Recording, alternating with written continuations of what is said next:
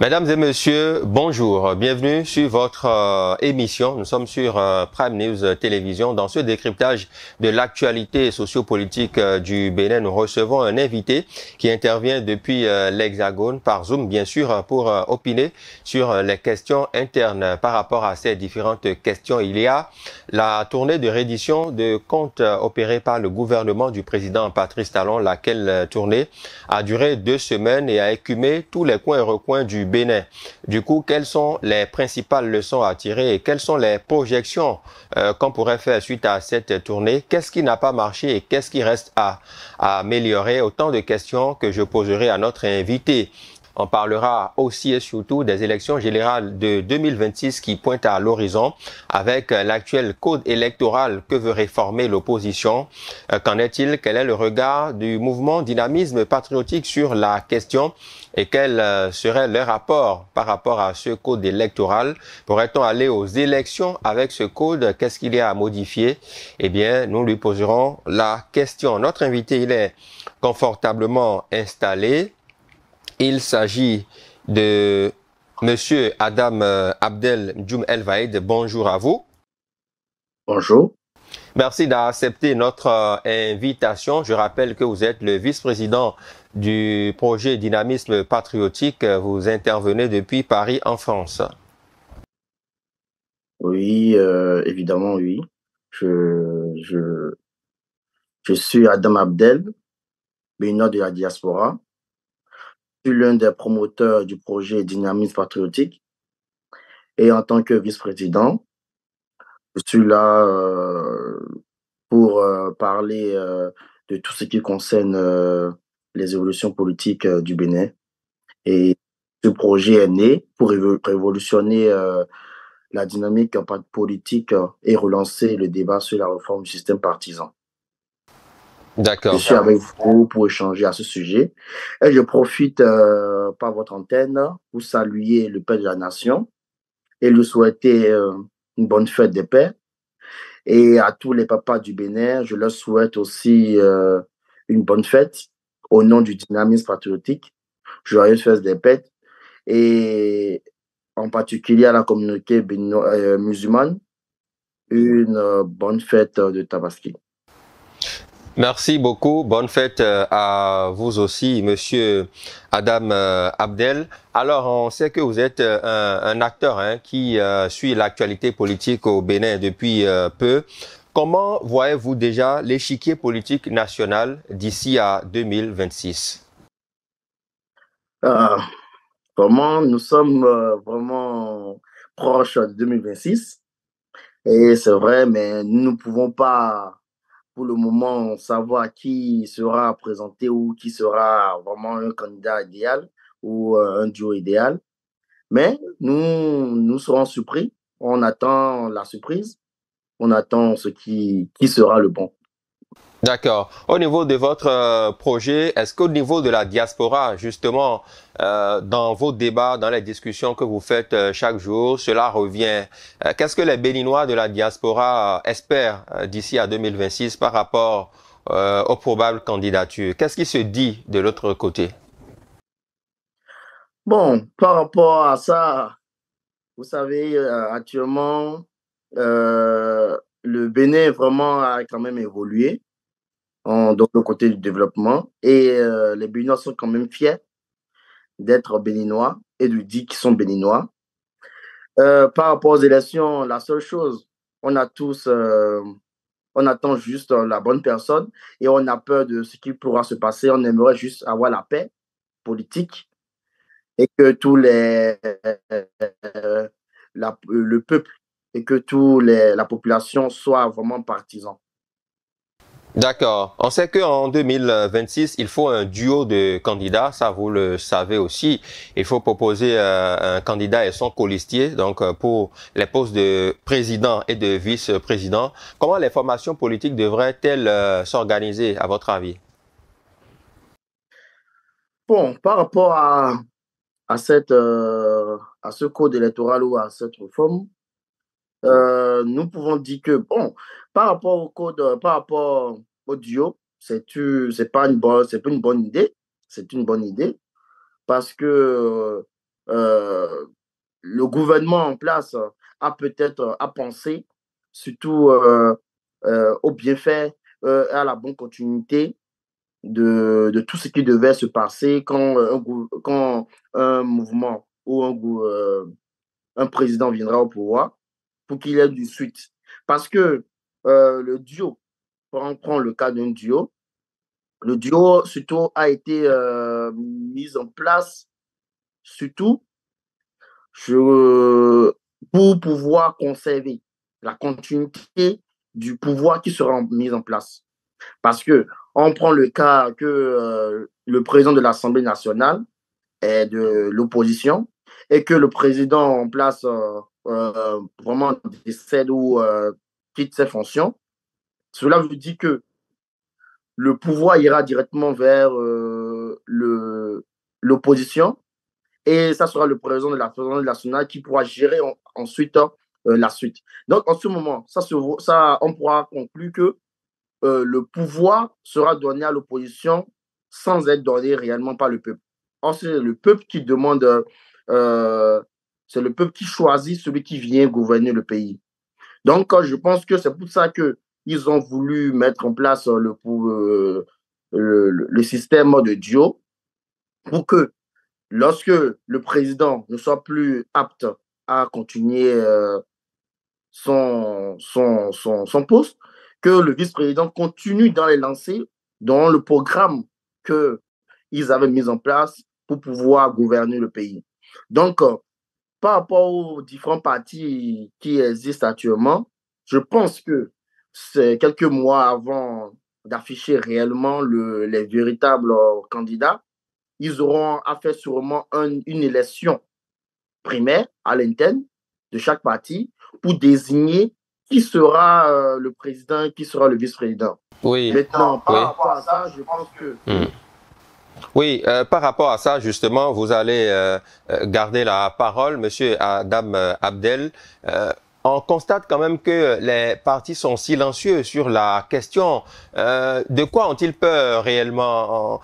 Ça ne bouge pas au niveau des formations politiques, que ce soit de la mouvance que de l'opposition. On ne se décide pas réellement. On ne nous dit pas qui sont les candidats aux primaires de ce parti-là, qui peuvent être duo pour porter la voix du parti. Rien ne se dit.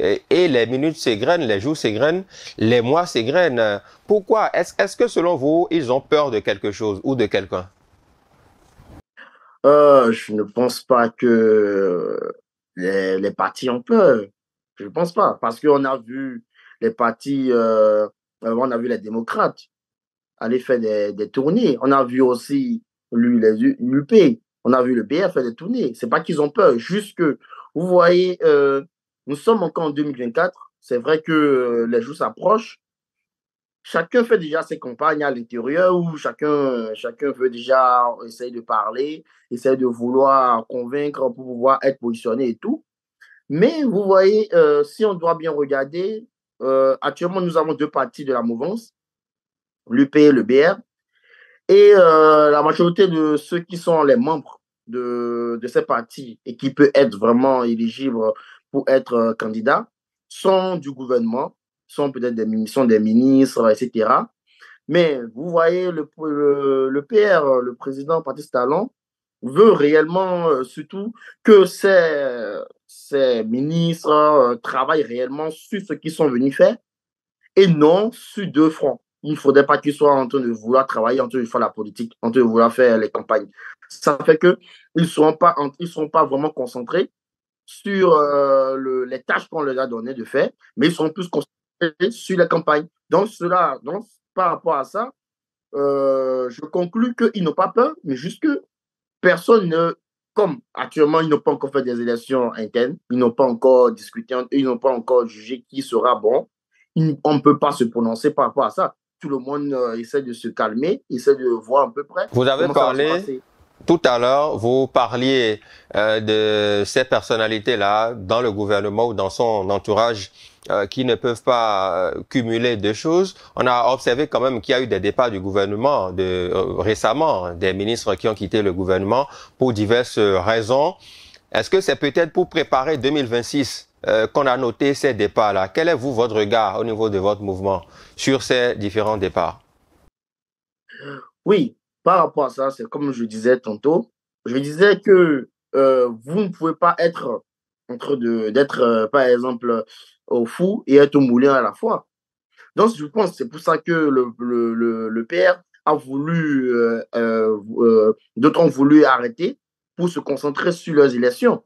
On voulu se concentrer sur les campagnes. C'est pour pouvoir être soit au fou, soit au moulin. Donc, moi, je pense que soit c'est une bonne idée, c'est quand même une bonne idée de leur part, d'aller se concentrer sur leur campagne, histoire d'avoir plus de popularité, de chances d'être candidat aux élections de 2026.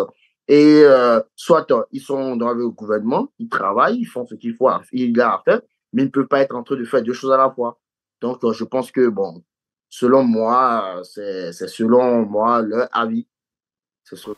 D'accord. On sait qu'il y a quand même ici au Bénin, et cela ne vous aura pas échappé, des mouvements qui suscitent la candidature d'acteurs politiques, hein, non moins importants. On sait, ça c'est un secret de Polichinelle, que la candidature de Monsieur Olivier Bokor est fortement suscitée depuis quelques mois déjà par des mouvements divers, voilà, à travers le pays. Quel est votre regard au niveau de votre mouvement sur cette suscitation de candidature?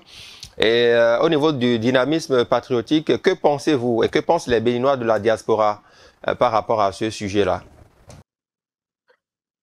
Bon, vous savez, nous sommes en politique, hein. En politique, tout le monde veut venir au pouvoir. Et par rapport à ça, c'est vrai, tout le monde, on a tous les yeux sur Olivier Bokor. C'est pas que lui seul, hein. Ils ont les yeux aussi sur plusieurs autres personnes. Comme qui, par Bon, exemple? Ndaï, par exemple. Hmm. Par exemple, par rapport à lui, par exemple. Donc, c'est vrai, on ne peut pas, je peux dire que le peuple peut vouloir de lui, de Olivier Bokor. Tant mieux si il a de bonnes actions, s'il sait pourquoi il vient, s'il peut vraiment prendre soin du pays, il peut vraiment changer les choses et bien faire les choses. Pourquoi pas qu'il vienne, voilà. Le plus important, c'est qu'il ait la paix politique dans le peuple, dans le pays, et que tout se passe bien pour la suite, en bonne continuité. C'est Oui, tout. Monsieur Adam Abdel, je dois faire une précision très très importante. On sait que jusque-là, Monsieur Olivier Bokor n'a pas réagi, n'a pas encore officiellement réagi par rapport à tous ces mouvements de suscitation, mais on sait qu'il y a ces mouvements qui suscitent sa candidature dans le pays. Parlons toujours de 2026. On sait que il y a le nouveau code électoral qui a été adopté il y a quelques mois. L'opposition politique veut réformer ce code électoral-là. Que pensez-vous déjà de ce nouveau code électoral en vue de 2026? Bon, le nouveau code électoral, je, je peux dire que, bon, c'est en fait l'ambition ou le but que le gouvernement en place par rapport à ce code est d'une bonne moralité.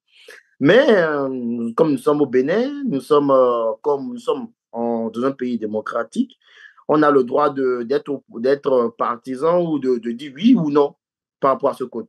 Par rapport à ce code, d'abord, si on doit parler des 10% sur le plan national, oui, c'est vraiment compliqué ces 10%, mais je pense que les 10% ont été fixés pour peut-être demander bon, je suis pas avec eux Oui, dans le allez-y. pays, Oui. mais bon, selon moi, c'est pour pouvoir maximiser, pour pouvoir permettre à un parti d'être partout dans le pays, d'être sur l'étendue du territoire national. D'avoir C'est un peu, un ancrage beaucoup plus national. oui, c'est bien ça, oui, parce qu'on voit dans les élections passées, par exemple, on prend le cas simplement de l'élection avec Agavon. Il était fort à Saint-Koji, il était fort dans telle zone, mais il n'était pas fort au nord, il n'était pas fort dans certaines zones.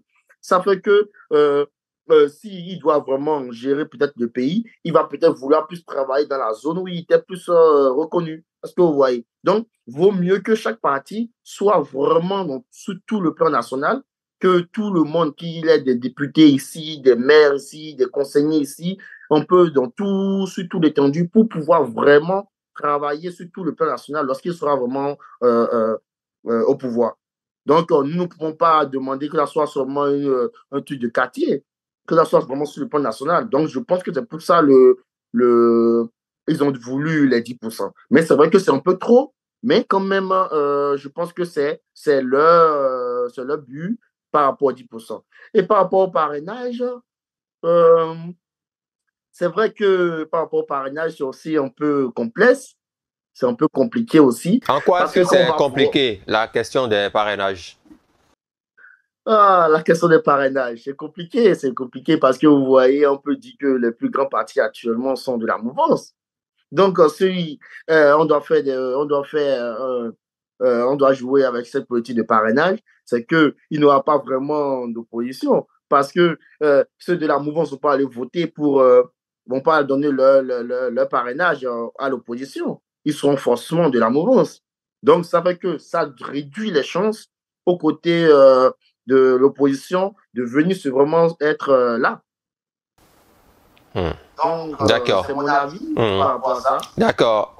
L'opposition politique veut qu'on revoie ce code électoral. Quelle est, vous, votre position sur la question? Bon, par rapport à ça, Hmm. je trouve qu'ils sont dans les droits. Ils sont dans les droits de dire non, parce que ils ne sont pas que seuls. Même le peuple, même le peuple n'est pas à 100% d'accord de ce code Est-ce que électoral. vous avez fait un sondage pour savoir que le peuple n'est pas d'accord avec ce code électoral? Par rapport à tout ce qui se dit sur les réseaux sociaux, avec certains acteurs, certaines personnes, ça se voit que plusieurs personnes ne sont pas à 100% d'accord. Mais je trouve que c'est vraiment une bonne initiative. Ce que moi j'aimerais juste, c'est qu'ils puissent se revoir entre eux, qu'ils aillent encore au niveau de l'Assemblée nationale pour en discuter et que cette loi soit encore revue. Parce que je 10% et côté du parrainage, c'est vraiment dur, hein. Il faut D'accord. vraiment que les partis politiques puissent beaucoup travailler sur le plan national. D'accord. C'est votre avis, Monsieur Abdel Adam, hein. Je rappelle que vous êtes la deuxième figure de proue du projet Dynamisme Patriotique. Merci déjà d'avoir accepté mon invitation parce que je suis allé vous chercher quelque part à Paris. Cela n'a pas du tout été facile. Merci déjà Ouais, pour l'acceptation et pour la disponibilité que vous m'accordez pour ce décryptage. merci, je vous en prie. D'accord. Alors, parlons maintenant de la tournée de reddition de comptes récemment initiée et achevée par le gouvernement béninois. On a vu quand même qu'il y a eu beaucoup de choses qui ont été dites. Deux déclarations fortes ont retenu l'attention des Béninois et ont fait jaser sur les réseaux sociaux. Cela ne vous aura pas échappé. Déjà la première, celle de la vice-présidente de la République du Bénin, qui, dans une réponse à une intervenante, aurait parlé d'un mandat supplémentaire pour le chef de l'État. Oui, je comprends. Oui, j'ai suivi ça aussi. Bon, vous savez, une phrase peut être comprise en plusieurs manières, hein. Plusieurs phrases. Bon, vous voyez, lorsque elle a parlé, d'abord, elle a dit, oui, le président Patrice Talon peut être revenu pour son troisième mandat, mais elle a dit sous l'effet de joie. Bon, elle est dans son droit de parler comme ça, mais nous savons tous qu'il n'aura pas de troisième mandat. Oui, Vous semble-t-il savez qu'elle qu'il n'aura pas de reprenait les troisième mandat. propos d'une intervenante, en fait, avant de lui répondre. Oui, au fait, si pour ne pas un peu aller de gauche à droite, soyons un peu, vous savez, elle est de son droit, elle est de la mouvance, elle est avec le PR, elle est dans son droit, et c'était sous une joie, parce que quand on voit ce qu'il a pu faire dans le pays, quand on voit tout ce qui a été changé dans le pays, on voit que vraiment le pays a changé. Vous voyez, et c'est sous l'effet de la joie qu'elle disait, oui, il peut même revenir sur son troisième mandat. C'est pour dire que si un autre gouvernement doit venir se mettre en place après Patrice Talon, il faudrait que le gouvernement qui doit venir suivre le chemin sur le chemin que le gouvernement actuel avait déjà commencé par prendre. Parce qu'ils ont déjà commencé par semer. Il faudrait que ceux qui viennent plus faire maintenant la bonne récolte pour voir pour nos enfants, pour nos futurs enfants, etc. Parce que si un autre gouvernement vient et qui va contre ce qui était déjà en cours, ça ne pourra pas continuer, permettre à l'évolution, au développement du pays. Donc, c'est pour ça, au fur et à mesure, je vois qu'elle a dû dire, voilà, elle a dû s'exprimer de cette manière. Sinon, ce n'est pas pour autant nous demander d'aller forcément vers le PR. Mais non, mais juste pour montrer qu'il fait de bonnes choses. D'accord. Constitutionnellement, tout le monde le sait, Patrice Talon n'est plus candidat à rien. Lui-même l'a dit et l'a martelé à plusieurs reprises. Il ne se représentera pas, il l'a dit de mille et une manières. Alors, il y a que dans cette situation, on a vu cette semaine d'autres vidéos de la vice-présidente qui ont circulé et qui, dans laquelle elle disait que justement le chef de l'État ne reviendra plus, mais que l'équipe qui l'entoure doit continuer sa dynamique. Donc, je pense que ça vient clore tous les débats. Ouais, oui, elle a dit, mais on attend la décision du peuple. Au fait, c'est elle qui le dit. Le peuple dit non, le peuple dit que ça sera plus la même équipe. Hein. Tout à fait. Donc, on attend la décision du peuple, on attend que chacun se positionne, qui montre ce qu'il a fait. Mais la seule chose que moi j'aimerais, que le mouvement, le gouvernement, le mouvement qui viendra après Patrice Talon, puisse continuer vraiment dans cette lancée, puisse continuer ce qui était déjà fait pour pouvoir mieux faire, pour pouvoir développer le pays, mais en sachant que s'il y a des choses à améliorer, qu'ils améliorent, mais qu'ils ne changent pas de chemin. D'accord. Toujours dans cette tournée de reddition de comptes, on a suivi aussi le professeur Joseph Diogbenou qui a parlé de la cherté de la vie, la cherté du prix du maïs, et qui a fait une caricature avec les poules qui consomment assez. Et voilà, c'est aussi allé dans tous les sens sur la toile. Votre regard sur ça, très rapidement. Bon, par rapport à ça, oui, lui aussi, il a pu dire ce que il pensait. Vous voyez, la cherté du maïs, etc. La cherté du maïs ne vient pas que forcément, c'est pas forcément le gouvernement. Le gouvernement, bon, on peut dire que le gouvernement aussi est dedans, mais vous voyez, d'abord, nous avons des frontières fermées, nous avons des problèmes un peu autour du pays qui ont conduit à cette cherté du maïs. Et comme peut-être lui disait que peut-être ce sont les poules ou bien tout ça, peut-être lui se dit ça parce que comme il faut prendre du maïs pour faire la production des ressources pour pouvoir nourrir les poules. Des proventes notamment. C'est pour ça que, pardon? Des proventes notamment. Oui, voilà, c'est pour ça qu'il se dit que voilà, c'est la transformation du maïs en provente qui fait que le prix du maïs a pris de la valeur. Mais nous ne pouvons pas dire que c'est vraiment ça. Nous ne pouvons pas dire que c'est vraiment ça. Nous avons aussi des frontières fermées. Nous n'arrivons plus à vraiment le vendre à l'extérieur, tout ça. Et en plus, on peut dire que certaines personnes qui ont le maïs préfèrent envoyer ça dans les pays dont